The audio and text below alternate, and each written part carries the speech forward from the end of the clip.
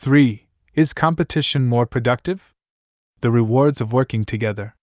Competition, which is the instinct of selfishness, is another word for dissipation of energy, while combination is the secret of efficient production. Edward Bellamy, Looking Backward, 1888. Leaf through a few popular articles about competition, engage a few people in conversation on the subject, and you will find a single conviction that appears as a refrain: even minimal productivity, to say nothing of excellence, would disappear if we ceased competing. Competition brings out the best in us. To compete is to strive for goals, to learn competence, to reach for success. A non-competitive society would represent, in Spiro Agnew's assorted metaphors, a bland experience, a waveless sea of non-achievers, the psychological retreat of a person into a cocoon of false security and self-satisfied mediocrity. Whether competition promotes success, however we choose to define that word, seems a rather straightforward question, one that could be resolved by the available evidence. Many people, however, do not look at this evidence because they do not see the question as an empirical one. The most common defense of competition turns out to rest on the assumption that success, or productiveness or goal attainment, means competition. Given this assumption, the assertion that no one would get anything done without competition doesn't require proof. It is self-evident. The American mind in particular has been trained to equate success with victory, to equate doing well with beating someone, wrote Elliot Aronson. But success and competition are not at all the same thing. Put plainly, one can set and reach goals, or prove to one's own and others' satisfaction that one is competent, without ever competing. Success in achieving a goal does not depend upon winning over others, just as failing to achieve a goal does not mean losing to others. A moment's reflection reveals this as an undeniable truth. I can succeed in knitting a scarf, or writing a book without ever trying to make it better than yours. Better yet, I can work with you, say, to prepare a dinner or build a house. Many people take the absence of competition to mean that one must be wandering aimlessly, without any goals. But competing simply means that one is working toward a goal in such a way as to prevent others from reaching their goals. This is one approach to getting something done, but, happily, not the only one. Competition need never enter the picture in order for skills to be mastered and displayed, goals set and met. Given that success and competition are conceptually distinct, how are they related in the real world? Does competition really make us more motivated to complete tasks? To do these tasks well? To learn better? Let us turn to the evidence on achievement and productivity and then speculate on the reasons behind what it reveals. Achievement and competition. The question posed by this chapter's title requires a point of reference. Is competition more productive than what? To ask this is to realize that it makes little sense to inquire whether competition has ever led anyone to be productive. It is far more useful to determine whether we are substantially more productive in competitive situations than in other situations, or, better yet, whether competition is sufficiently superior to other arrangements as to outweigh its costs. These other arrangements, as set out in Chapter 1, are cooperation, working together so that my success is linked to yours, and independent effort, working alone so that my success doesn't affect yours. Some of the studies that are reviewed below contrast competition with one or the other, but a comparative picture of all three eventually emerges. What we want to ask is this: do we perform better when we are trying to beat others than when we are working with them or alone? It is necessary, of course, to specify the nature of the task, the measure of performance, the age and temperament of the subjects, the setting of the experiment, and a dozen other variables. But the evidence is so overwhelmingly clear and consistent that the answer to this question already can be reported: almost never. Superior performance not only does not require competition, it usually seems to require its absence. This conclusion, to say nothing of the near unanimity of the data, will be astonishing to most readers, even those generally critical of competition. As the preceding chapter noted, we are carefully trained not only to compete but to believe that a competitive arrangement results in superior performance. This belief has practically attained the status of received truth in our society, so a consideration of the evidence could, or should, at any rate, have a profound impact on how our schools and workplaces are structured. The great majority of studies cited in this chapter, as will quickly become apparent, have to do with education, or, more precisely, with learning tasks, anagrams, card games, problem solving, and so forth. Some are even set in the classroom and use standard curricular material. While subjects range in age from preschool to adult, most tend to be either undergraduates or in the elementary school range. Research measuring other kinds of performance is, unfortunately, in short supply, but what does exist along these lines supports the same conclusion. Margaret M. Clifford assumed, as many of us would have, that a competitive game would help fifth-grade students to learn a set of vocabulary words. However, contrary to prediction, neither performance nor retention was noticeably improved, she reported, and while the competition did seem to spark some interest, it did so mostly among the winners. Morton Goldman and his associates discovered that undergraduates solved anagrams more effectively when they were cooperating rather than competing with each other. Abena-Werke found cooperation significantly more productive than competition for high school students working on a card game. A well-known experiment that Morton Deutsch conducted with college students in 1948 turned up the same result, and when he returned to the topic 25 years later, he was able to cite 13 other studies that replicated his findings. A review of 13 studies all showing that competition does not get results sounds impressive. But David and Roger Johnson and their colleagues published a far more ambitious meta-analysis, that is, review of others' findings, in 1981. In what is surely the most conclusive survey of its kind, they reviewed 12 studies from 1924 to 1980, only one of which overlaps with Deutsch's list, incidentally, including every North American study they could find that considered achievement or performance data in competitive, cooperative, and/or individualistic structures. The remarkable results: 65 studies found that cooperation promotes higher achievement than competition, 8 found the reverse, and 36 found no statistically significant difference. Cooperation promoted higher achievement than independent work in 108 studies, while 6 found the reverse, and 42 found no difference. The superiority of cooperation held for all subject areas and all age groups. A number of qualifications about these conclusions have been proposed, some of which appear to be valid. Cooperation is more effective when the group is smaller and when the task is more complex, particularly if it involves sophisticated problem solving. Cooperation's relative effectiveness depends on the degree to which subjects have to rely on each other in the means by which they accomplish a task. The more means interdependent the task, the more cooperation helps. In some instances, it is claimed competition may produce better results, but only if the task is simple, such as rote decoding or carrying objects, and not interdependent at all. Even this caveat is questionable, however. The Johnsons contend that, at worst, the margin of cooperation's superiority is reduced in certain tasks. Currently, there is no type of task on which cooperative efforts are less effective than are competitive or individualistic efforts, and on most tasks, and especially the more important learning tasks such as concept attainment, verbal problem solving, categorization, spatial problem solving, retention and memory, motor, guessing, judging, predicting, cooperative efforts are more effective in promoting achievement. Some of the older studies, including Deutsch's, set up the cooperative conditions so that the subjects were cooperating with others in their group but the groups were competing with each other.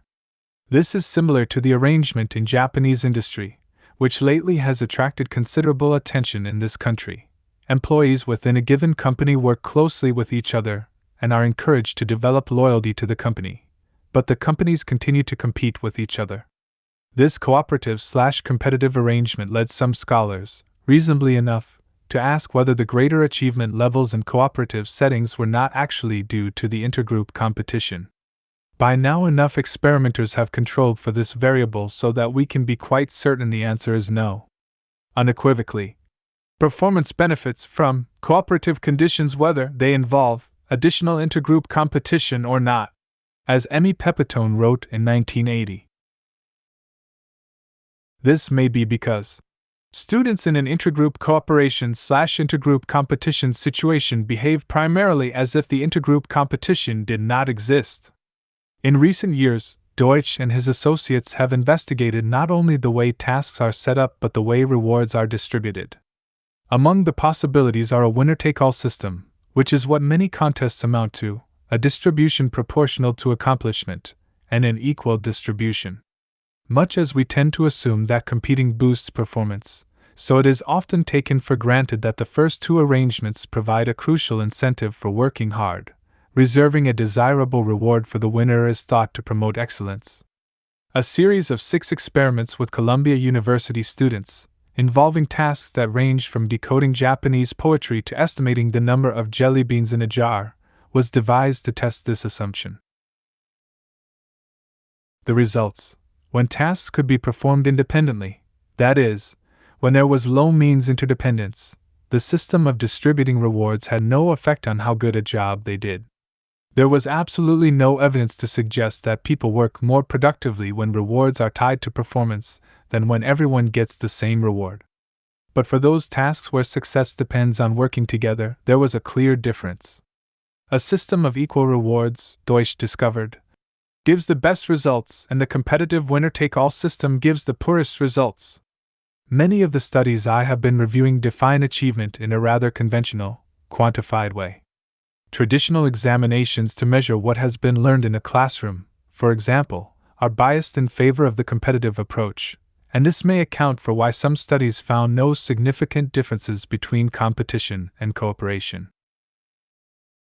It is remarkable, then, that even with such measures, competition does not work well. Once we move from such measures of achievement as speed of performance, number of problems solved, or amount of information recalled, though, and consider the quality of performance, we find that competition fares even worse. Some of the rather primitive experiments in the 1920s that found people work faster at a mechanical task when they are competing nevertheless discovered that the quality of work was poorer under competitive conditions. More recent research confirms that significantly more complex products were made in the cooperative condition than in the competitive condition, and that the discussion process in cooperative groups promotes the discovery and development of higher quality cognitive strategies for learning than does the individual reasoning found in competitive and individualistic learning situations. Creative problem solving was similarly hampered by competition in a study of undergraduates. A 1983 German study found that the competitiveness of fourth graders, as measured by a 15-item picture test, correlated negatively with school achievement. So far from making us more productive, then, a structure that pits us against one another tends to inhibit our performance. Children simply do not learn better when education is transformed into competitive struggle. To be sure, from the teacher's perspective, it can be seductive to turn a lesson into a competitive game in order to attract and hold students' attention. But the real appeal of this strategy is that it makes teaching easier, not more effective. It circumvents rather than solves pedagogical problems. The fact that children seem to enjoy it says virtually nothing about how well it teaches them.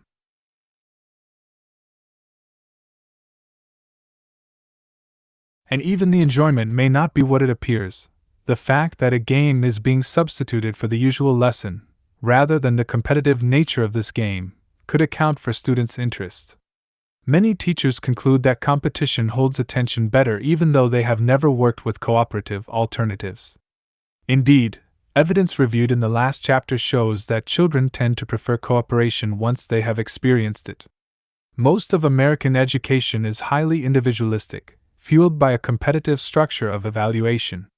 Sometimes competition, either individual or group, also finds its way into the curriculum itself. Given the unrelenting race for good grades, this more explicit use of competition strikes the student as perfectly natural. On the other hand, cooperation of the kind described in all these studies is unfamiliar, no more than an abstraction, really, to many of us, including teachers. It is worth considering in more detail how a cooperative classroom actually works. Cooperation means more than putting people into groups. It suggests, rather, group participation in a project where the result is the product of common effort, the goal is shared, and each member's success is linked with every other's. Practically, this means that ideas and materials, too, will be shared, labor sometimes will be divided, and everyone in the group will be rewarded for successful completion of the task. Aronson, for example, conceived the jigsaw method of learning. When the task is to learn about the life of a well-known person, each member of a group is given information about one period of the individual's life. Members of the group are thus dependent on each other in order to complete the assignment. The brothers Johnson, by contrast, offered a straightforward assignment. How many things can our group find that make a difference in how long a candle burns? That involved less structured division of labor. Elsewhere, they suggest setting up groups of students who represent a range of abilities and instructing them to help one another. When everyone in their group has mastered the solutions, they go look for another group to help until everyone in the class understands how to work the problems. Since group performance in problem solving is superior to even the individual work of the most expert group members, it should not be surprising that students learn better when they cooperate. But the last technique, having students help one another, raises the question of whether students with lower ability are being helped at the expense of those with higher ability. Is this true? Knowledge, happily, is not a zero-sum product. Anyone who has taught or tutored knows that doing so not only reinforces one's own knowledge, but often pulls one to a more sophisticated understanding of the material. The cliché about teachers learning as much as their pupils is quite true, and the tutoring that takes place in a cooperative classroom actually benefits both the helper and the helped more than a competitive or independent study arrangement. The evidence substantiates this view. As the Johnsons conclude, there can be little doubt that the low and medium ability students especially benefit from working collaboratively with peers from the full range of ability differences. There is also evidence that high ability students are better off academically when they collaborate with medium and low ability peers than when they work alone. At the worst, they are not hurt. Returning to the question, in 1985, the Johnsons cited 3 studies that found gifted students are helped by such collaboration, 1 that found no difference, and none that found they were disadvantaged. A study of 75 Midwestern second graders published that same year also reported that high dash, medium dash, and low achieving students all academically benefited from participation in heterogeneous cooperative learning groups. Moreover, earlier research discovered that tutoring occurred spontaneously when the consequences for learning were shared by the group, and that this produced no long-term complaints from the participants in this experiment. Once again, even the gifted benefited possibly more than they would have under individual consequences. The advantages of a cooperative structure in education, incidentally, extend beyond mere performance. Chapter 6 will consider the interpersonal consequences of cooperation and competition.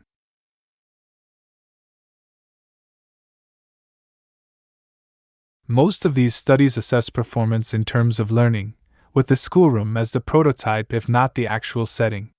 But what of the rest of the world? Don't competitive conditions, or personal competitiveness, lead to better performance? Research on productivity and competition in traditional work settings has been nowhere near as plentiful as the classroom data. The findings, however, are remarkably consistent with those on learning.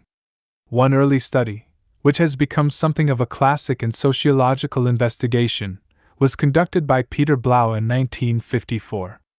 Blau compared 2 groups of interviewers in an employment agency. In one, there was fierce competition to fill job openings. The other group worked cooperatively. Members of the first group, who were personally ambitious and extremely concerned about productivity, hoarded job notifications rather than posting them so everyone could see them, as they were supposed to do.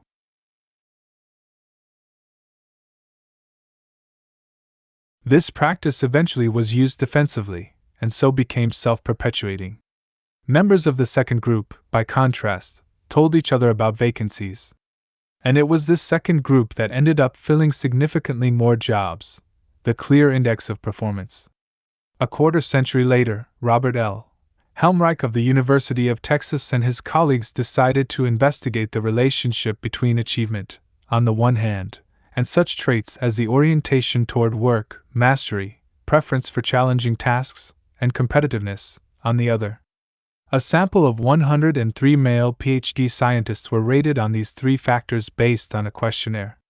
Achievement, meanwhile, was defined in terms of the number of times their work was cited by colleagues. The result was that the most citations were obtained by those high on the work and mastery but low on the competitiveness scale. This startled Helmreich, who did not expect that competitiveness would have a deleterious effect. Could the result be a fluke? He conducted another study, this one involving academic psychologists. The result was the same. He did two more studies, one involving male businessmen, measuring achievement by their salaries, and the other with 1,300 male and female undergraduates, using grade point average as the attainment criterion. In both cases, he again found a significant negative correlation between competitiveness and achievement. Of the four studies, the one involving businessmen was particularly exciting to him because the stereotype of the very successful businessman is of someone who is highly competitive.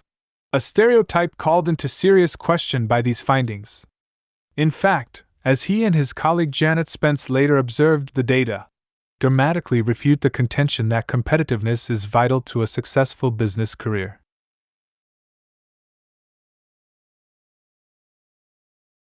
But Helmreich did not stop there. As of 1985, he had conducted three more studies. The first compared the standardized achievement tests of 5th and 6th graders to their competitiveness. They were negatively related. The second examined the relationship between performance of airline pilots and competitiveness.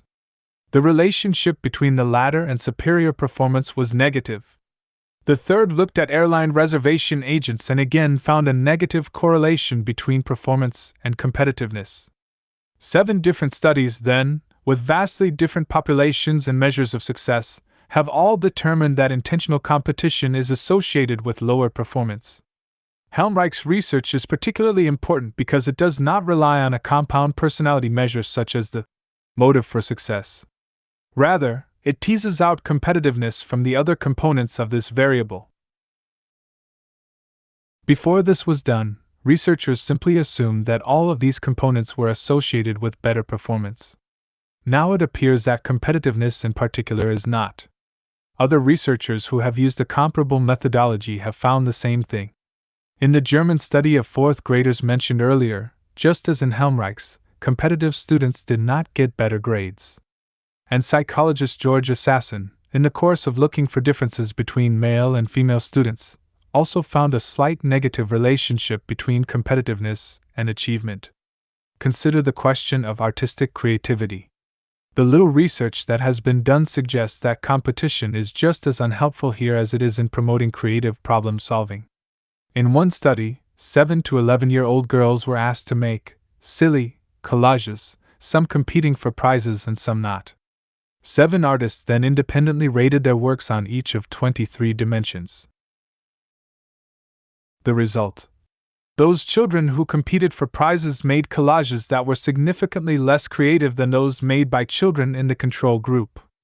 Children in the competitive condition produced works thought to be less spontaneous, less complex, and less varied. In the long run, contests do not promote excellence among performing artists, either. Here is critic Will Crutchfield on the subject of piano competitions. The emotional stamina to tough it out through round after round, as the competition wins on and the stakes rise, does not necessarily go along with the emotional sensitivity to make 5 minutes worth of truly remarkable Chopin. In a win-slash-lose framework, success comes to those whose temperaments are best suited for competition. This is not at all the same thing as artistic talent, and it may well pull in the opposite direction. Across many fields, the assumption that competition promotes excellence has become increasingly doubtful. Consider journalism, a profession that, while no more competitive than many others, is worth exploring by virtue of its unusual visibility to outsiders. The frantic race for news generates terrific levels of anxiety, and the attendant psychological symptoms, on the part of journalists. Can we at least point to better reporting as a result of this competition? Setting reporters against one another in a battle for space on the front page or the first block of a television news show probably lowers the quality of journalism in the long run, and so, too, does the contest among news organizations for subscriptions or ratings. The latter is more likely to take the form of sensationalism, arresting graphics, or promotional games. A thorough study of science news reporting, which included interviews with 27 leading science reporters, led J. Winsten to conclude as follows. The most striking finding which emerged from the interviews is the dominant distorting influence of the competitive force in journalism. Science reporters, based at preeminent publications, stated that competition for prominent display of their stories creates a strong motivation to distort their coverage. Having to compete for space creates an incentive not for accurate reporting but for hyping a story, that is, exaggerating its significance. This tendency, Winsten adds, is complemented by the competition for publicity among scientists, hospitals, and universities. The combination practically assures that reporting will be distorted. In any sort of journalism, the ordinary pressures of having to work on deadline are exacerbated by the pressure to get a story on the air seconds before the competition, or to get a fact that another newspaper does not have. The result is that the public gets less information over the long run than they would have access to if the various news organizations worked together. Moreover, news stories are more likely to be inaccurate and even irresponsible as a result of competition. When a jet was hijacked by Shiite Muslims in 1985, one observer blamed the distorted and excessive coverage of terrorist incidents on the highly competitive nature of network television. A second critic independently came to the same conclusion, noting that too many decisions are made on the basis of beating the competition rather than deciding how to act responsibly. The structure of competitive journalism creates a situation in which a professional or ethical inclination to forego coverage, or at least to pause in order to consider the implications of running a story, or to double-check the facts, is invariably overridden by the fear that one's rival will get the scoop. Such competitive pressures ultimately benefit no one, least of all the public. Working against, rather than with, colleagues tends to be more destructive than productive. This corroborates the bulk of evidence on the topic, evidence that requires us to reconsider our assumptions about the usefulness of competition. Explaining competition's failure. How can we make sense of the failure of competition to produce superior performance? Most of the studies reviewed here offer at best a couple of sentences in the way of explanation for their findings. Other writers have addressed the problem, but no one has yet collected these conjectures and sorted them out. That will be the task of this section. The simplest way to understand why competition generally does not promote excellence is to realize that trying to do well and trying to beat others are two different things. Here sits a child in class, waving his arm wildly to attract the teacher's attention, crying, "Oh! Oh! Pick me!" The child is finally recognized but then seems befuddled. What was the question again?" he finally asks. His mind is on beating his classmates, not on the subject matter. The fact that there is a difference between the two goes a long way toward explaining why competition may actually make us less successful. At the beginning of this chapter, I argued that excellence and victory are conceptually distinct. Now I want to add that the two are experienced as different. One can attend neither to the task at hand or to the enterprise of triumphing over someone else, and the latter often is at the expense of the former. It is true, of course, that the relative quality of performance is what determines who wins in a competition, but this does not mean that competition makes for better performance. This is partly because those who believe they will lose may see little point in trying hard. The same is true for those who feel sure of winning. But even where there is enough uncertainty involved to avoid these problems, the fact remains that attending to the quest for triumph, to victory as such, to who is ahead at the moment, actually distracts one from the pure focus on what one is doing. Helmreich proposes this as one explanation for his surprising discovery that competition is counterproductive in the real world. Competitive individuals might focus so heavily on outshining others and putting themselves forward that they lose track of the scientific issues and produce research that is more superficial and less sustained in direction. And more succinctly, they may become so preoccupied with winning that they become distracted from the task at hand. Let us see how this distinction plays itself out in different fields. I have already noted, in the case of piano competitions, that artistic excellence is not promoted by making performing artists compete. This is true for the same reason that anyone who wants to run for president may, ipso facto, be a bad choice for the job.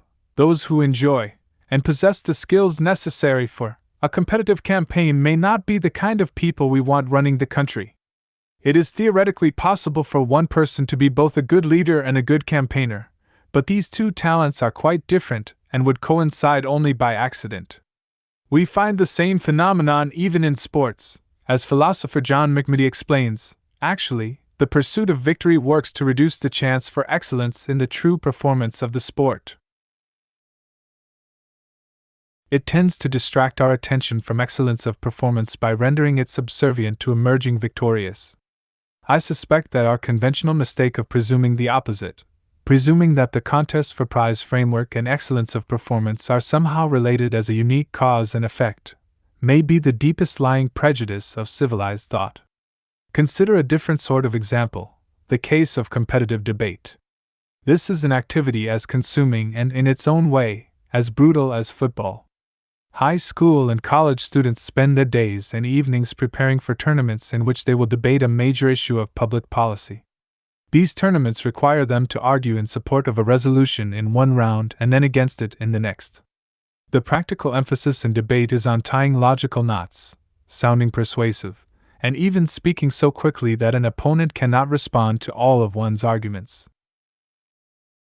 The point is not to arrive at a fuller understanding of the question at hand or to form genuine convictions. Debaters develop considerable expertise as a result of their preparations, but this is only a means to victory. As for convictions, a premium is placed on not having any. Believing in something could interfere with one's ability to win on both sides of the issue. This arrangement is usually defended on the grounds that it forces participants to see both points of view, but it does so in a way that promotes a kind of cynical relativism. No position is better than any other since any position can be successfully defended. When asked whether he personally supported a guaranteed annual income, which was that year's national high school topic, one debater of my acquaintance could answer only that this depended on which side he was on at the moment. A recent newspaper feature story carried the apt headline, "Young Albany debaters resolve who's best." Regardless of the resolution under consideration, the exclusive focus of competitive debate is to determine who is the better debater. Since the adversarial model on which our legal system is based works the same way, we might ask whether it truly serves the interests of justice or whether here, too, excellence and competition pull in different directions. Several legal scholars have begun to ask just this question, challenging one of the most sacrosanct institutions to have emerged from our commitment to competition. Here is Marvin E. Frankel, employed by interested parties. The process often achieves truth only as a convenience, a byproduct, or an accidental approximation. The business of the advocate, simply stated, is to win if possible without violating the law. He or she is not primarily crusading after truth, but seeking to win. And these two are mutually incompatible for some considerable percentage of the attorneys trying cases at any given time. I, Nelson Rose, in a law review essay entitled Litigator's Fallacy, takes the argument a step further. It is a simple step for an individual to move from the belief in the adversarial system of justice to the belief that he has justice on his side.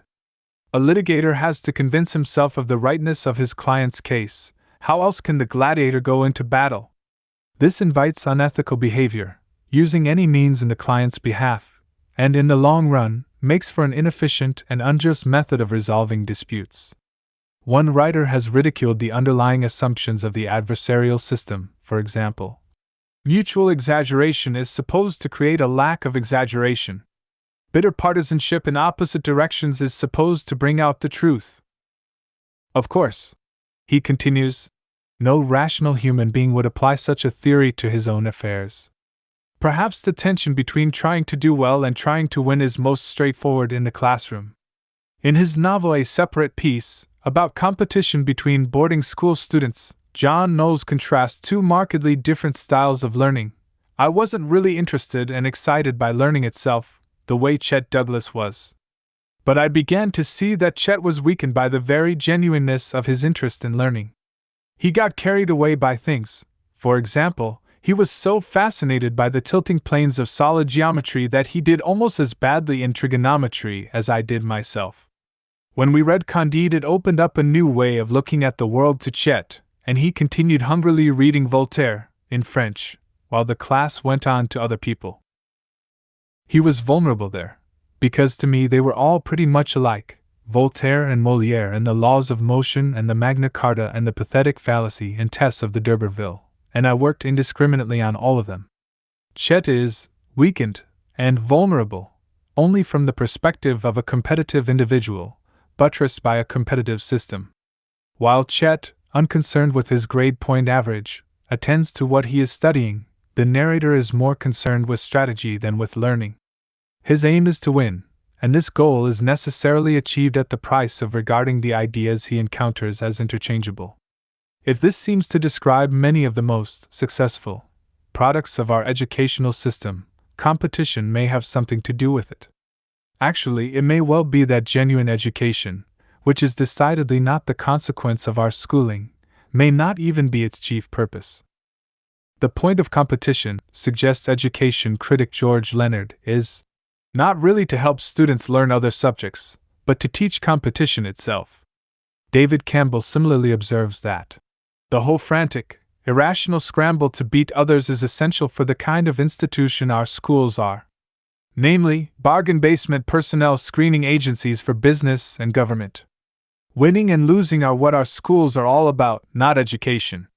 Just as standardized testing chiefly prepares one to be a competent taker of standardized tests, so competition perpetuates itself, and often does so to the exclusion of the subject supposedly being taught. Forcing children to compete is sometimes defended precisely on these grounds. That is, that early experience with competition will lead to more effective competition in later life. To some extent, this is true. One does learn strategies of competing by virtue of repeated exposure, just as one learns to regard other people as so many barriers to one's own success. But the distinction between competition and the task at hand will be present in the future just as it is today, so competition will not be any more effective then than it is now. Moreover, many people's early unsuccessful experiences with competition will cause them to try to avoid competitive situations for the rest of their lives. The idea that trying to do well and trying to do better than others may work at cross purposes can be understood in the context of an issue addressed by motivational theorists. We do best at the tasks we enjoy. An outside or extrinsic motivator, money, grades, the trappings of competitive success, simply cannot take the place of an activity we find rewarding in itself. While extrinsic motivation may affect performance, wrote Margaret Clifford, performance is dependent upon learning, which in turn is primarily dependent upon intrinsic motivation. More specifically, a significant performance increase on a highly complex task will be dependent upon intrinsic motivation. In fact, even people who are judged to be high in achievement motivation do not perform well unless extrinsic motivation has been minimized, as several studies have shown. Competition works just as any other extrinsic motivator does. As Edward Deci, one of the leading students of this topic, has written, the reward for extrinsically motivated behavior is something that is separate from and follows the behavior. With competitive activities, the reward is typically winning, that is, beating the other person or the other team, so the reward is actually extrinsic to the activity itself.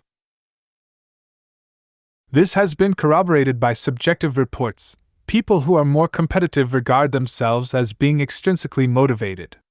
Like any other extrinsic motivator, competition cannot produce the kind of results that flow from enjoying the activity itself. But this tells only half the story. As research by Deci and others has shown, the use of extrinsic motivators actually tends to undermine intrinsic motivation and thus adversely affect performance in the long run. The introduction of, say, monetary reward will edge out intrinsic satisfaction. Once this reward is withdrawn, the activity may well cease even though no reward at all was necessary for its performance earlier. Money, may work to buy off one's intrinsic motivation for an activity. And this decreased motivation appears, from the results of the field experiment, to be more than just a temporary phenomenon. Extrinsic motivators, in other words, are not only ineffective but corrosive. They eat away at the kind of motivation that does produce results. This effect has been shown specifically with competition. In a 1981 study, 80 undergraduates worked on a spatial relations puzzle. Some of them were asked to try to solve it more quickly than the person sitting next to them, while others did not have to compete. The subjects then sat alone, but clandestinely observed, for a few minutes in a room that contained a similar puzzle. The time they voluntarily spent working on it, together with a self-report on how interested they had been in solving the puzzle, constituted the measure of intrinsic interest. As predicted, the students who had been competing were less intrinsically motivated than those who had originally worked on the puzzle in a non-competitive environment. It was concluded that trying to beat another party is extrinsic in nature and tends to decrease people's intrinsic motivation for the target activity. It appears that when people are instructed to compete at an activity, they begin to see that activity as an instrument for winning rather than an activity which is mastery-oriented and rewarding in its own right. Thus, competition seems to work like many other extrinsic rewards in that, under certain circumstances, it tends to be perceived as controlling and tends to decrease intrinsic motivation. Competing not only distracts you from a task at a given moment, it also makes you less interested in that task over the long run, and this results in poorer performance.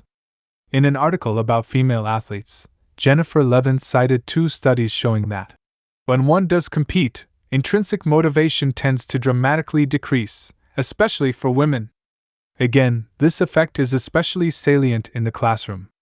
The late John Holt put it well: we destroy the love of learning in children, which is so strong when they are small, by encouraging and compelling them to work for petty and contemptible rewards, gold stars, or papers marked 100 and tacked to the wall, or A's on report cards, or honor rolls, or dean's lists, or Phi Beta Kappa keys, in short, for the ignoble satisfaction of feeling that they are better than someone else. This process is shameful for many reasons, but the one I want to stress here is the resultant decline in learning. Performance ultimately suffers from competition just as it suffers from the use of any extrinsic motivator. One final observation: to the extent that an extrinsic motivator can have a positive effect, one of the most powerful motivators is not money or victory but a sense of accountability to other people. This is precisely what cooperation establishes: the knowledge that others are depending on you. The only stake others have in your performance under a competitive arrangement is a desire to see you fail. The distinction between trying to do well and trying to beat others is not the only explanation we can come up with for competition's failure. Competition also precludes the more efficient use of resources that cooperation allows. One of the clear implications of the research conducted by David and Roger Johnson is that people working cooperatively succeed because a group is greater than the sum of its parts. This is not necessarily true for all activities, of course. Sometimes independent work is the best approach. But very often, more often than many of us assume, cooperation takes advantage of the skills of each member as well as the mysterious but undeniable process by which interaction seems to enhance individuals' abilities. Coordination of effort and division of labor are possible when people work with each other, as Deutsch saw. Non-cooperative approaches, by contrast, almost always involve duplication of effort, since someone working independently must spend time and skills on problems that already have been encountered and overcome by someone else. A technical hitch, for example, is more likely to be solved quickly and imaginatively if scientists, including scientists from different countries, pool their talents rather than compete against one another. Here it is not competition that is peculiarly unproductive. Any kind of individual work suffers from this drawback. But structural competition has the practical effect of making people suspicious of and hostile toward one another, and thus of actively discouraging cooperation. The evidence on competition and affiliation will be reviewed in detail in Chapter 6. This occurred to both Peter Blau and Robert Helmreich as they tried to make sense of their respective findings. Blau's competitive employment agency workers, in their eagerness to make many placements, often ignored their relationships with others. Their non-competitive counterparts, meanwhile, enjoyed more social cohesion, which enhanced operating efficiency by facilitating cooperation. Helmreich likewise proposed that highly competitive individuals may alienate and threaten others who are in a position to assist and support them in their activities. The dynamics of cooperative effort make this arrangement far more efficient, while competitors hardly are predisposed to like and trust each other enough to benefit from it. Moreover, as the Johnsons point out, people who feel accepted by others also feel safe enough to explore problems more freely, take risks, play with possibilities, and benefit from mistakes rather than endure a climate in which mistakes must be hidden in order to avoid ridicule. None of these is likely to occur when a potential partner has been transformed into an opponent, which is, of course, what competition entails.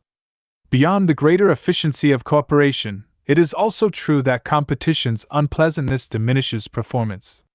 While many people apparently enjoy competitive games, a subject to which we will return in the next chapter, it would seem that most of us find competition distinctly unpleasant in most circumstances. Recall, for example, the data indicating a preference for cooperation in both recreation and learning on the part of preschoolers through undergraduates. Largely because it is more fun, but also because it is more productive, thus setting an auspicious cycle in motion, cooperation induces people to perform better. In the classroom, it also promotes more positive attitudes toward the subject area and the instruction experience, thereby promising more intrinsic motivation and continued superior work in the future. The pattern that keeps appearing, in which competition not only fails to contribute to success but positively inhibits it, turns up again here. Not only is competition not enjoyable enough to elicit high achievement, it is a distinct cause of anxiety. Even if the tangible stakes, money, job, trophy, grades, are not always high when people compete, the psychological stakes invariably are. In any given competition, most people will lose. Anticipation of failure combined with, and fueled by, memory of previous failure is a recipe for agitation, nervousness, and similar emotional states that interfere with performance when they occur to any significant degree. Ruth Benedict describes Japanese adults who began to make mistakes and were far slower when a competitor was introduced. They did best when they were measuring their improvement against their own record, not when they were measuring themselves against others. They felt the competition so keenly as an aggression that they turned their attention to their relation to the aggressor instead of concentrating on the job in hand. Of course, this effect is far from uniform across all cultures or all individuals.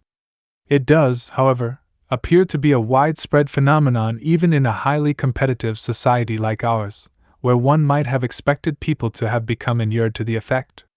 In his study, Blau pointed to the reduction of anxiety in the cooperative group as another explanation for its higher productivity. Other studies, too, have discovered higher levels of anxiety among subjects who compete, which is, in turn, correlated with inferior performance. One line of research within behavioral psychology, in fact, regards competition as an aversive stimulus, rather like electric shock. To the extent that some people complete a task more rapidly in a competitive condition, then it may be because they are attempting to end the competition as quickly as possible so as to escape from its unpleasantness. Those who defend competition typically do not deny that it produces anxiety. Instead, they insist that anxiety motivates us to perform better. It is true that slight anxiety can be productively arousing. The Yerkes-Dodson law, as it has come to be known, states that there is an optimum level of arousal for every task, and that this level is lower for tasks that are more complex and difficult. But it would seem that competition often produces inhibiting levels of anxiety.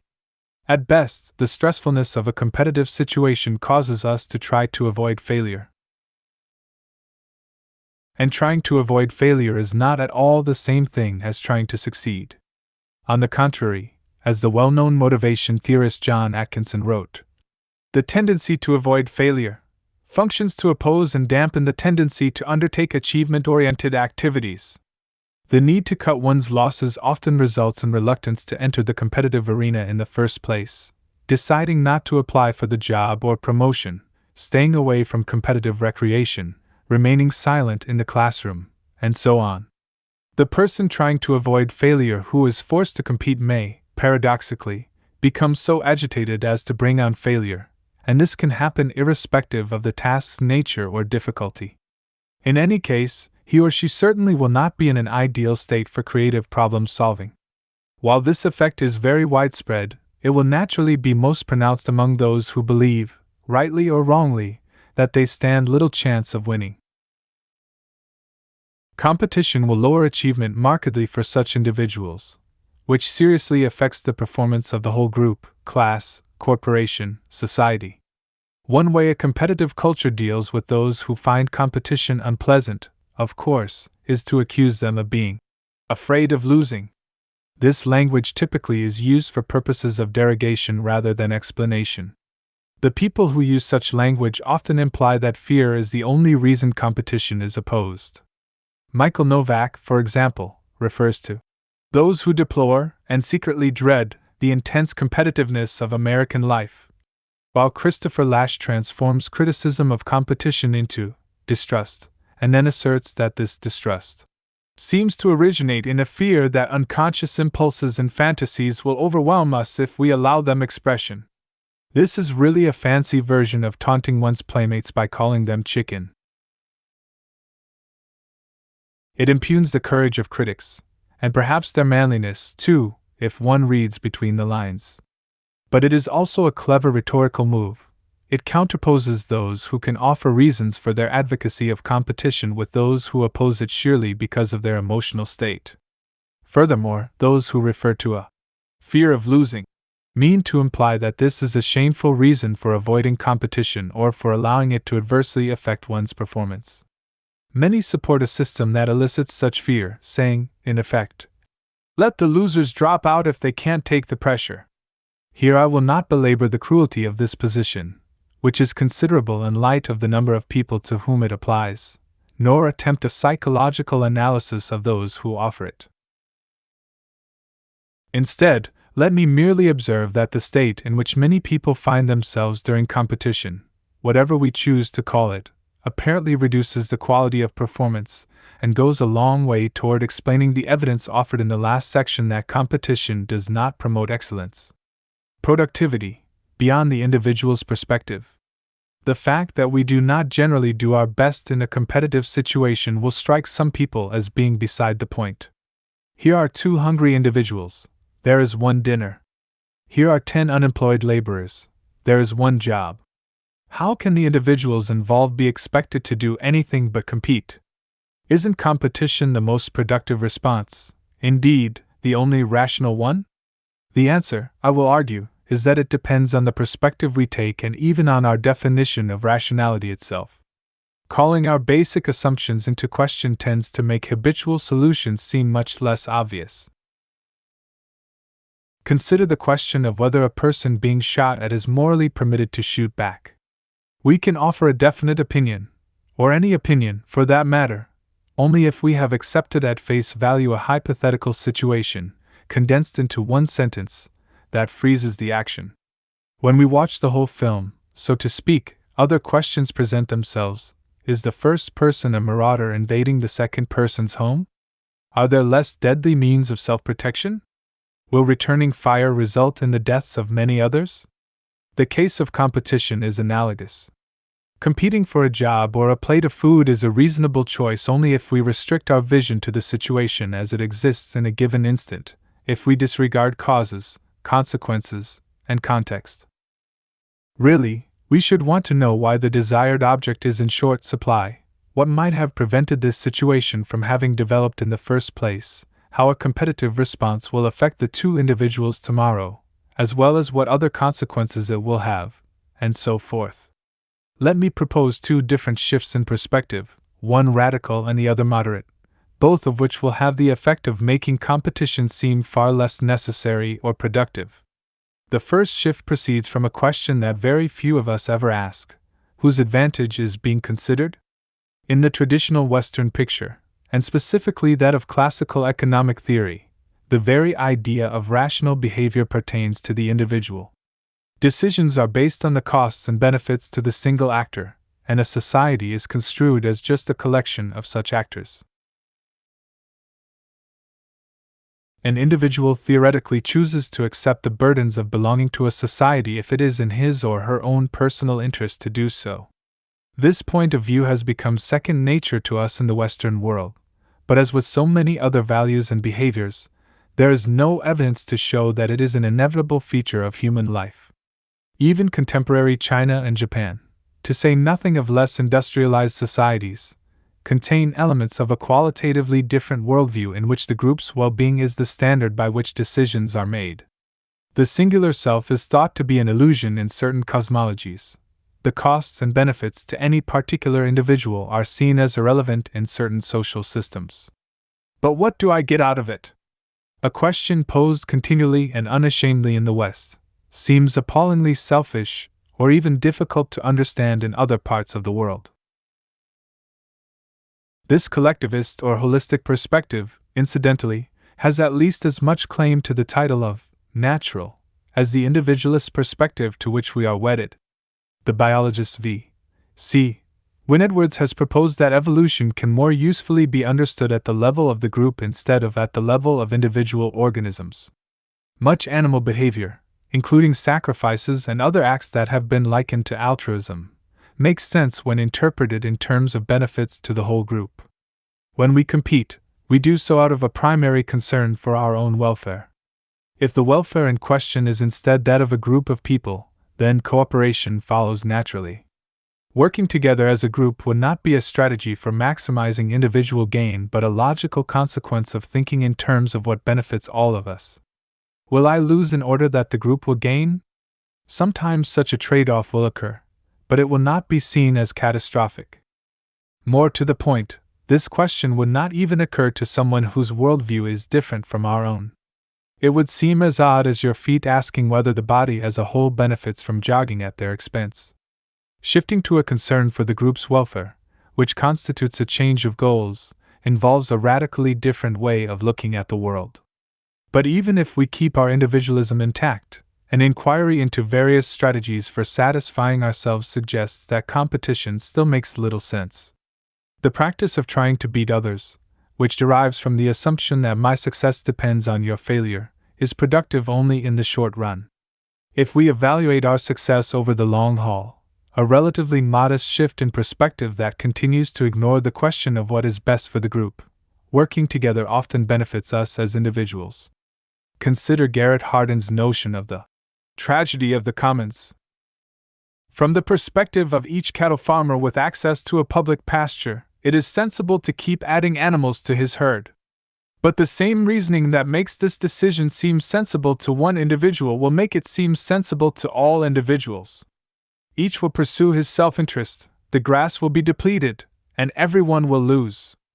If the farmers competed to feed more of their own cattle or to get there first, the process would simply be accelerated. The more competition, the faster everyone loses. In order to see this, we must adopt the perspective of the group.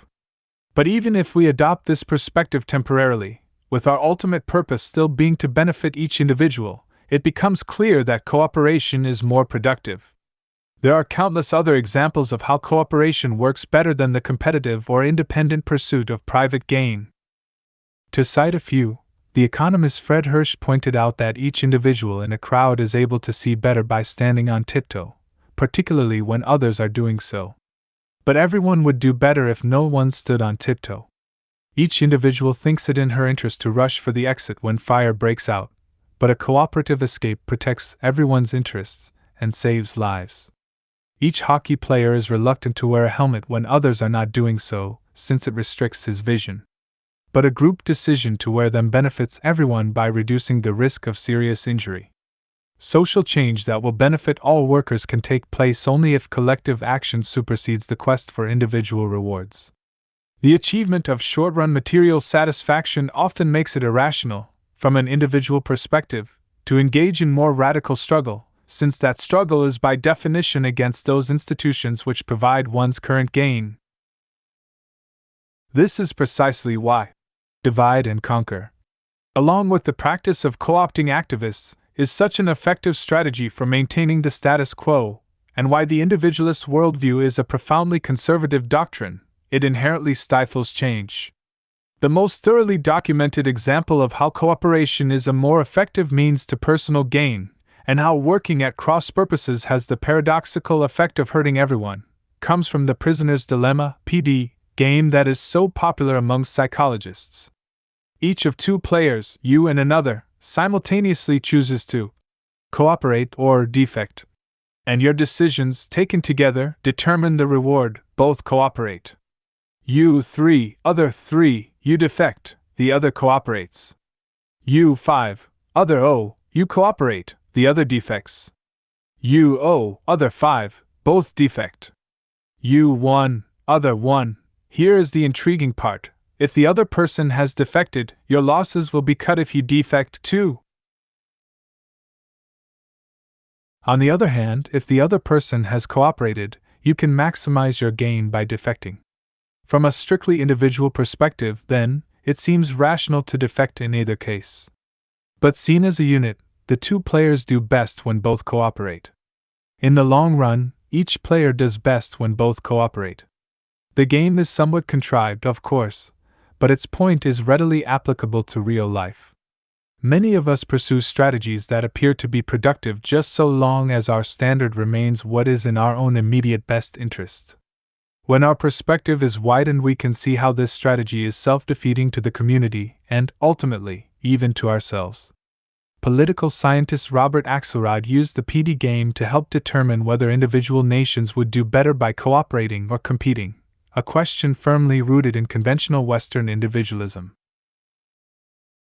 He invited game theorists to submit computer programs with PD strategies. Each program was then matched against all the others. The most successful entry, tit for tat, was the one that began by cooperating and then simply reciprocated the opponent's last move. A second tournament elicited more devious strategies, many of which included frequent defections, but tit for tat won again. Axelrod notes that this program succeeded by eliciting cooperation from others, not by defeating them. And he concludes that cooperation based on reciprocity can get started in a predominantly non-cooperative world, can thrive in a variegated environment, and can defend itself once fully established. He stresses that people, or nations, are most apt to cooperate when they are relatively likely to have to deal with each other again in the future. Other research with PD demonstrates that players do better, that is, cooperate more consistently, when they are given the chance to talk with each other beforehand.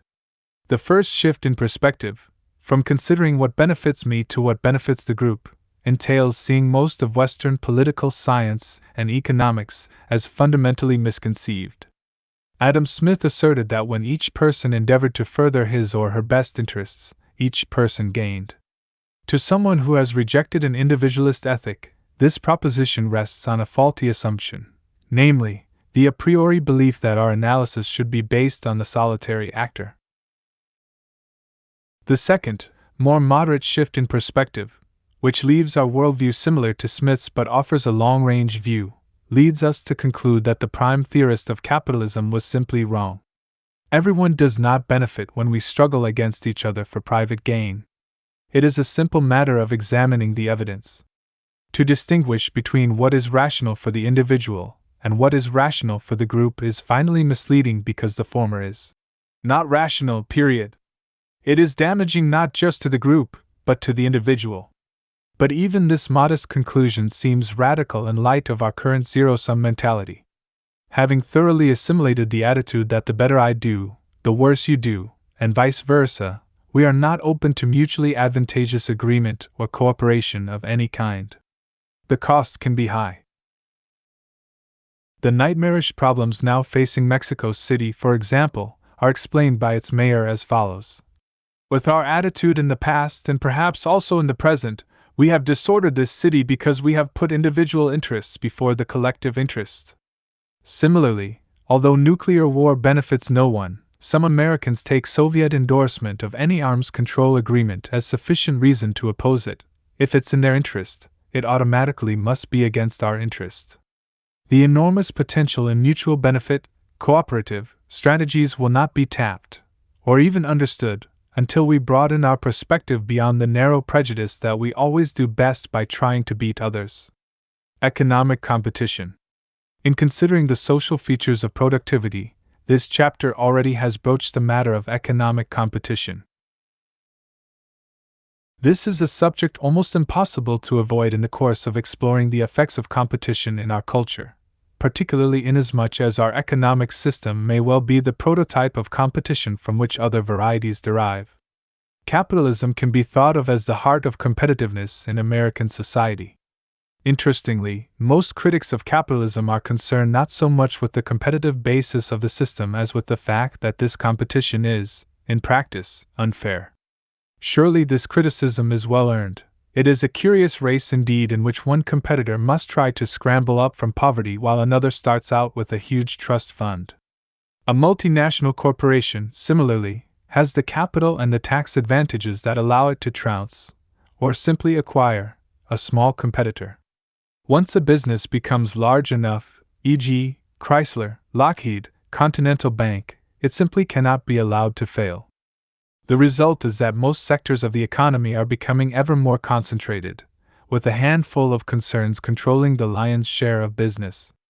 Other profound inequities exist in an economy whose competition is so grossly unfair, or, to use the euphemism of choice, imperfect.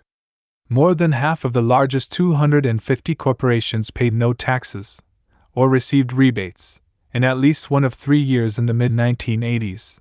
While 40 to 50 million Americans live in poverty. Despite the enormous discrepancy between perfect competition and the actual state of our economic system, competition is still the stated ideal. Businesspeople and public officials use the term as an honorific, discussing ways in which they can make their companies and countries more competitive, and never pausing to ask whether a competitive system really is the best possible arrangement. Even progressive thinkers have come to identify true competition as the rarely realized ideal, and cooperation, manifested as collusion, price fixing, and so on, as the salient evil. When critics see things this way, they do not mean to repudiate genuine cooperation.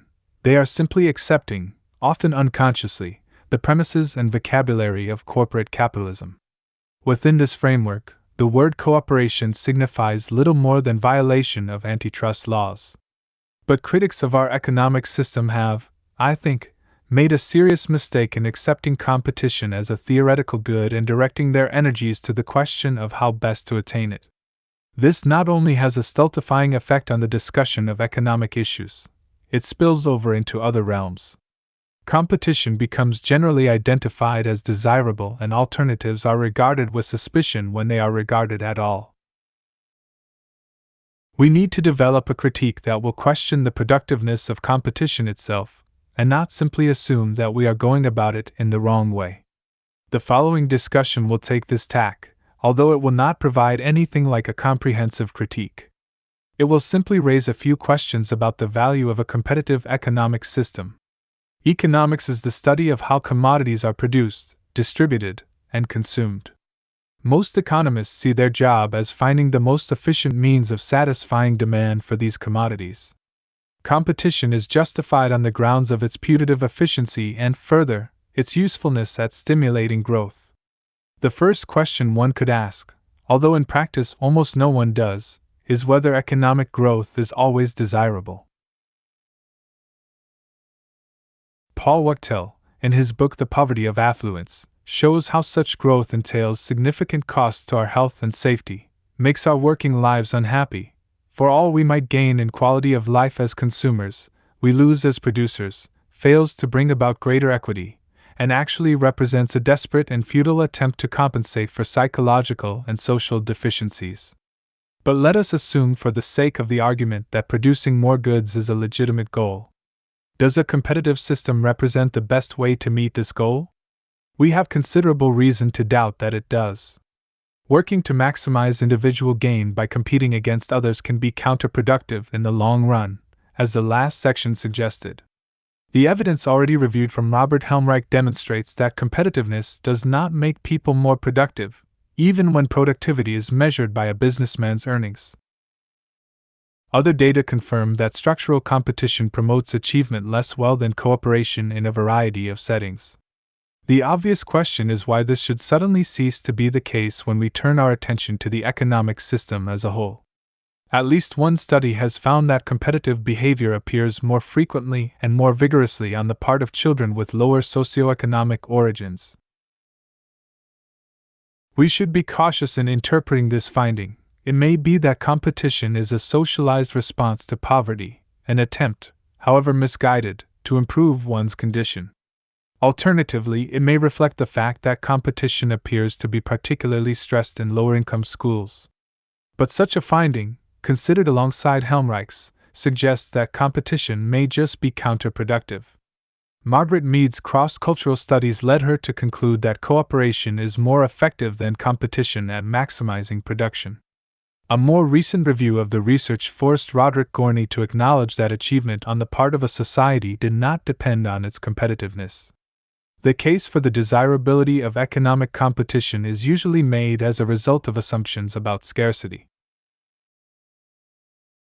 Mead emphasizes that it is cultural norms and not objective scarcity that determine whether a society's economic system is competitive, but one could still argue that competition is the best arrangement for dealing with scarcity. The subject deserves attention. By scarcity, most of us mean that goods are in short supply, there isn't enough of something to go around. While there often is no clear-cut understanding of what constitutes enough, the simple fact is that there is more than sufficient food to sustain everyone on the planet. The same is true of land and renewable energy. The important question, then, is why the staples of life are so egregiously maldistributed. Why, for example, the United States, with a little more than 5% of the world's population, uses something like 40% of the world's resources. What appears to be a problem of scarcity usually turns out, on closer inspection, to be a problem of distribution.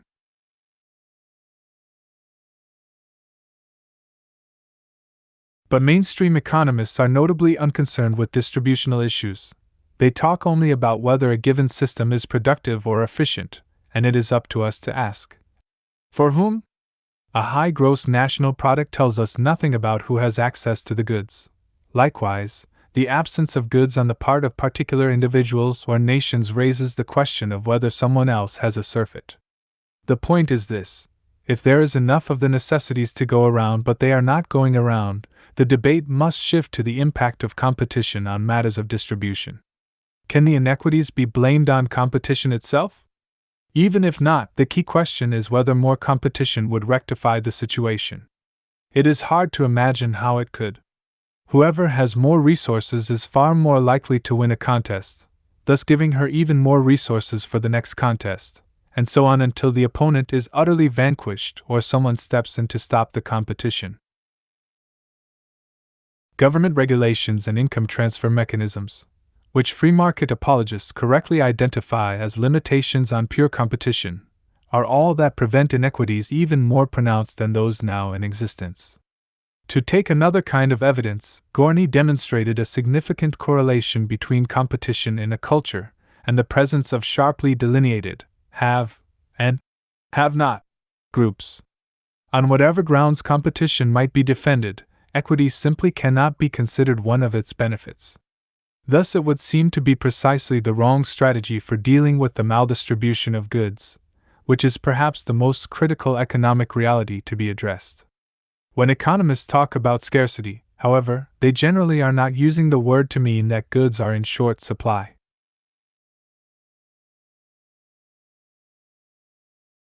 Their technical use of the term refers instead to 1. The fact that choosing one commodity involves giving up the chance to have another, or 2. The presumed failure of people to be satisfied regardless of how much they have. Let us take these in turn. The first usage defines a scarce good as one for which a consumer would give up something else. Scarcity, then, concerns the mutually exclusive relationship between commodities. This may be a useful way of looking at the world in some respects, but it tells us nothing about the absolute status of a given commodity. The model is set up so all finite goods will always be considered scarce, The availability of each is being evaluated vis-a-vis the others.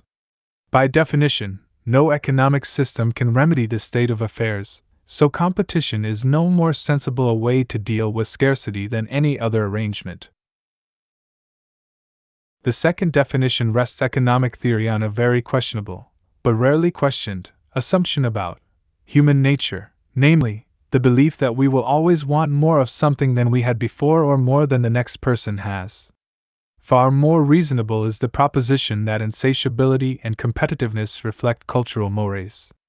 As Wachtel saw, our obsession with growth is the expression of either inexorable laws of human nature nor inexorable laws of economics. It is a cultural and psychological phenomenon, reflecting our present way of organizing and giving meaning to our lives. That is now maladaptive. This position defines scarcity as a matter of psychological state, perception, or desire, rather than objective fact. Some social critics have gone along with this approach but have shown that this state, which is often used to justify competition, actually is a product of competition. Specifically, it is argued capitalism manufactures scarcity. Capitalism's driving force is the quest for profits. Its alleged success at satisfying human needs is merely a fortuitous byproduct. This goal requires the continuous, indeed, constantly expanding, consumption of goods, and these goods will be purchased only if they are desired. The advertising industry exists to create this desire, to produce a continual dissatisfaction with what we currently have and to tell us of the fulfillment that purchasing yet another product will bring. We must be educated as to the desirability of low-calorie TV dinners, cordless telephones, and this year's model of video recorders. The sociologist Philip Slater has written lucidly on this topic, and he is worth quoting at length. Scarcity is spurious. It now exists only for the purpose of maintaining the system that depends upon it, and its artificiality becomes more palpable each day. Inequality, originally a consequence of scarcity, is now a means of creating artificial scarcities. For in the old culture, the dominant disposition of American life, as we have seen, the manufacture of scarcity is the principal activity. Hostile comments of old culture adherents toward new culture forms. People won't want to work if they can get things for nothing. People won't want to get married if they can get it free. Often reveal this preoccupation. Scarcity, the presumably undesired but unavoidable foundation for the whole old culture edifice, has now become its most treasured and sacred value, and to maintain this value in the midst of plenty it has been necessary to establish invidiousness as the foremost criterion of worth. Old culture Americans find it difficult to enjoy anything they themselves have unless they can be sure that there are people to whom this pleasure is denied. Since the society rests on scarcity assumptions, involvement in it has always meant competitive involvement. A competitive economic system offers itself as the best way to deal with scarcity, here defined as the inability of consumers to get enough, while quietly promoting scarcity. The result is the perpetuation of the system and, not incidentally, the encouragement of intentional competition. Capitalism works on the same principle as a glass company whose employees spend their nights breaking people's windows and their days boasting of the public service they provide. Manufactured scarcity, of course, is not limited to economic matters. Every contest that is staged, the most facts memorized, the fastest runner, the most beautiful, involves the creation of a desired and scarce status where none existed before. Social psychologist Emmy Pepitone emphasizes the artificiality of this status. There seem to be exceedingly few essential objects that are so unique that they can be possessed only by one person. In the state of nature, most objects come in a form that can be shared by a large number of people. Uniqueness seems to be invented by humans, who invent activities deliberately designed to allow entry into the goal region to one individual only. This process can occur even without formal contests. Charles Derber, for example, has described at some length the competition for attention in a conversation. While attention is not intrinsically scarce, he argues, it tends to become so under individualistic conditions of allocation and distribution. To ask whom I listen to or care for the most is to turn attention or love into a finite commodity. To return to economics, neither a specialized nor a common sense definition of scarcity leads us to accept competition as the most rational or appropriate system. If we view scarcity as a function of expanding human desire, this situation is largely created by the very system recommended to us as its solution. If we view scarcity as a situation of objective insufficiency, then the real problem turns out to be one of distribution, something that competition is more likely to exacerbate than remedy. In any case, the assumption that a competitive economic system is productive presupposes that competition stimulates optimal performance, something we now know to be false. If any benefits can still be claimed for economic competition, they must be weighed, as any economist should insist on principle, against the disadvantages. The psychological and interpersonal costs of competition, per se, will be discussed in later chapters, but there are some unique problems with competition in the economic sphere that should be sketched here. I have already suggested that competition may contribute to an inequitable distribution of resources. But there is also the matter of its failure with respect to the standards favored by economists. Competition may be unsuccessful even on its own terms. In 1940, Lawrence Frank listed some of the costs of economic competition. He included business failures, copious litigation, idle equipment, a reduction in quality, unsafe working conditions, and the need to regulate the private sector in order to keep all of these problems under control. These problems were experienced most dramatically in the laissez-faire economy of the last century, which, according to economist John Culbertson, performed badly, provoking general demands for reform and regulation. The country's production miracle occurred in the Second World War, under the wartime economic controls.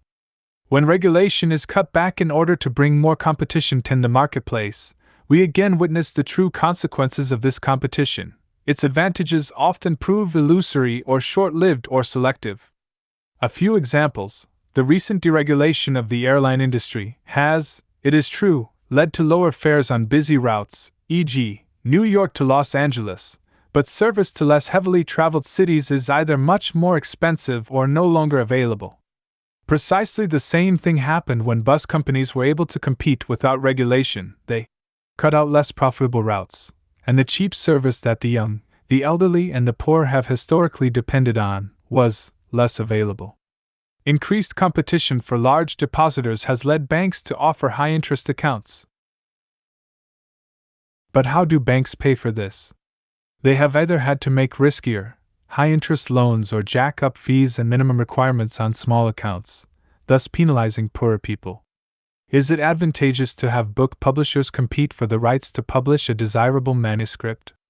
The author may receive extravagant sums, but this often means that there is less money for other authors, whose names cannot guarantee enormous sales. Arguably, the reading public loses, too. States compete fiercely for business investment by lowering their taxes.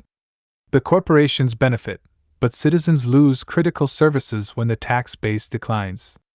Examples of this sort are limited only by the varieties of economic competition. I am intentionally calling attention to cases where it is competition itself, rather than unfair competition, that is involved. A fierce price war between two giant conglomerates often has the effect of driving small businesses out of the market, and even apologists of capitalism usually acknowledge this is not desirable. I would contend that this is the rule rather than the exception in our economic system, as rapid concentration in virtually all sectors demonstrates, and I would also argue, though I will not follow through here, that such unfairness inevitably develops as a result of competition itself. This aside, competition is of questionable value. The watchword of classical economics, that competition keeps prices down, is far from obvious. When economists are presented with counterexamples, they sometimes respond by saying that the higher price, for, say, an airline ticket, is perfectly appropriate since this is its natural price. But in what sense is it natural? In that the market, i.e., a competitive system, decrees it. Since the value of the competitive system is precisely what is at issue, it begs the question to say that anything resulting from the system is ipso facto justified. We need to ask whether it is really true that competition is the most efficient arrangement across the board. A comprehensive investigation is beyond the scope of this book and my competence, but these few remarks may at least open this dogma to question. Beyond the matter of prices, let us ask what effect competition has on quality. Even if the race for profits results in a higher speed of production and greater volume, this may well come at the expense of quality. Norman Lear, for example, insists that the dreadful mediocrity of television programming is a direct result of competition among the networks. Earlier I noted that trying to be number one and trying to do a task well are two different things. Here we may observe the relevance of this distinction to economics. The aim of competition often becomes one of winning the market rather than producing a better product, argues Arthur W. Kohn. Competition seeks to prove superiority, even if it does not exist. It places the emphasis upon capturing the buyer rather than producing a better product. It is exactly in this vein that Sinclair Lewis has Babbitt hear a confession from his friend in the roofing business. "You know, my business isn't distributing roofing. It's principally keeping my competitors from distributing roofing. Same with you. All we do is cut each other's throats and make the public pay for it." Similar examples can be found in virtually any competitive sector. Competition may reduce not only quality but safety. With airplanes, as with most products, the best design from an economic standpoint is the worst thing for safety. The more ferocious the competition among manufacturers, the less consideration we can expect that safety will receive. While no manufacturer would build an unsafe aircraft intentionally, argues Frederick C. Thayer, competitive pressures can affect judgments. The race to keep up may have introduced hidden dangers. What is true of the shoddily assembled DC-10 is true of the dangerous drug that a pharmaceutical firm has marketed hastily in order to beat its rivals, or of the waste spewed out by a business that feared installing pollution control equipment would cause it to lose its competitive edge. Let us not overlook, finally, the non-economic costs of economic competition, which have been said to include a loss of community and sociability, a heightening of selfishness, and such other consequences as anxiety, hostility, obsessional thinking, and the suppression of individuality. In all, we may conclude from this admittedly incomplete discussion that economic competition of any kind may be a more dubious proposition than is generally assumed. This, let me emphasize again, is not to suggest that criticism of unfair competition is misplaced or that all kinds of economic competition are equally harmful. The typical competition among workers for jobs and the atypical competition among employers for workers are hardly equivalent, and neither are competition between a small family business and a giant corporation, on the one hand, and between two family businesses, on the other. Let me also acknowledge that this discussion, intended to raise questions about the fundamental basis of our current economic system, does not include a consideration of alternatives. It may well be that a centralized economy, even one based on group interests rather than self-interest principles, cannot function without some kind of competition. But this should lead us to investigate decentralized possibilities, small-scale cooperatives, for example, rather than to shrug our shoulders and accept the inevitability of competition. There is good evidence that various cooperative models in the workplace are considerably more productive than competitive businesses. This search for non-competitive alternatives will be informed not only by this consideration of productiveness in the economic realm but by all the research reviewed in this chapter, research that challenges the myth of competition's contribution to achievement.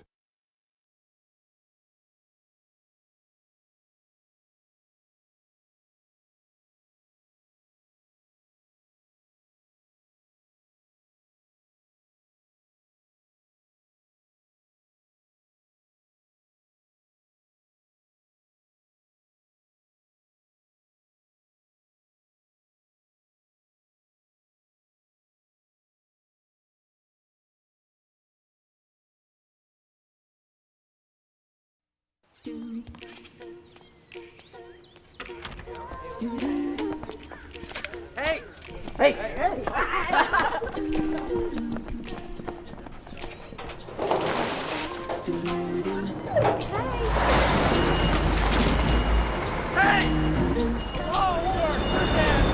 Okay, guys, watch out. Come on, guys. All right, please stand back, sir. We're just dumping a little excess sewage here. I hope those shoes aren't new.